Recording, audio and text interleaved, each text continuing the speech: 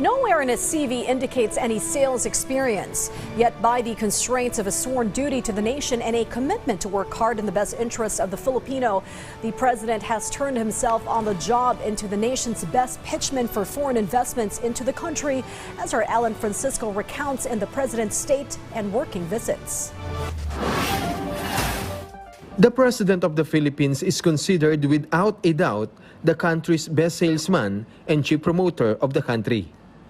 Under this leadership, foreign investors are personally offered investment opportunities and explained why they should invest in the Philippines. This is an essential part of the President's itinerary in all his state and working visits. In addition, as a state leader, he strengthens the country's foreign and friendly relations with the governments of the countries he visits. This year, President Marcos' latest trip so far was to Singapore, where he delivered a significant message in the International Institute for Strategic Studies Shangri-La Dialogue. This was the first time a Philippine president delivered a message at this prestigious event. In his speech, the Commander-in-Chief emphasized the importance of maintaining peace and stability in the international community. He also reiterated his stance to protect the country's sovereignty, particularly on the issue of the nation's exclusive economic zones in the West Philippine Sea. We have on our side the 1982 UNCLOS and the binding 2016 arbitral award, which affirms what is ours by legal right. In this solid footing and through our clear moral ascendancy, we find the strength to do whatever it takes to protect our sovereign home, to the last square inch, to the last square millimeter. The life-giving waters of the West Philippine Sea flow in the blood of every Filipino. We cannot allow anyone to detach it from the totality of the maritime domain that renders our nation whole.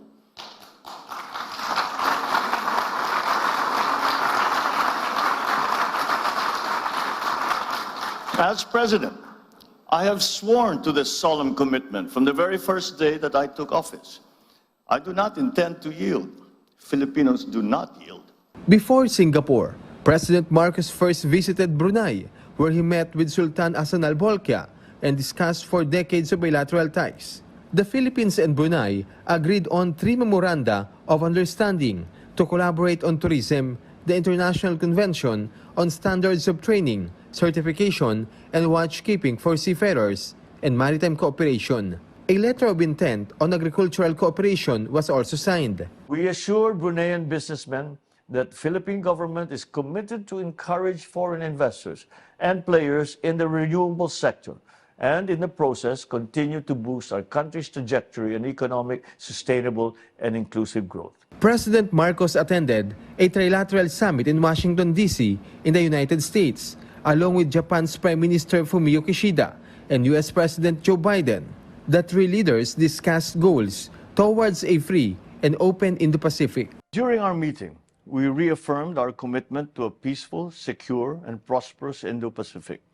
We are guided by our shared values of democracy, the rule of law, human rights, and gender equality. I also had a bilateral meeting with President Biden, wherein we reaffirmed our commitment to the long-standing Philippines-U.S. alliance. The president also had a week-long trip to Central Europe, starting with Germany, where he met with German Chancellor Olaf Scholz and other business leaders. He secured investment pledges worth $4 billion from this visit. We are grateful for the interest of German companies to support the Philippines' commitment to sustainability and climate resiliency through the renewable energy investments that we received and were accounted as the top sector from Germany in 2023. From Germany, the president went straight to the Czech Republic for a state visit.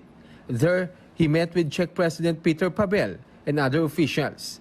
He pushed for measures to protect Filipinos working in the Czech Republic. He also visited Australia for the ASEAN-Australia Special Summit in March. 10 memoranda of understanding were signed between Filipino and Australian business leaders. President Marcos thanked Australia for its support of the Philippines regarding the West Philippine Sea issue. I conveyed to Australian legislators the important role of both our countries as proponents of the rules-based international order and its significance amidst the present complexities in global geopolitics. As democratic maritime nations, Access to the global commons, such as the oceans and the seas, must be ensured and safeguarded. The president also traveled to Vietnam for a state visit, where he met with the Vietnamese president. This trip resulted in a 5-year rice trade agreement. Pumupunta naman talaga sila, yung kanilang mga researcher, yung kanilang mga scientifico, at saka yung kanilang mga magsasaka, ay pumupunta sa IRRI at madalas sila nandun and to develop some of the new varieties, to develop some of the new techniques in the cultivation of rice. So that will continue, but mas dadami pa.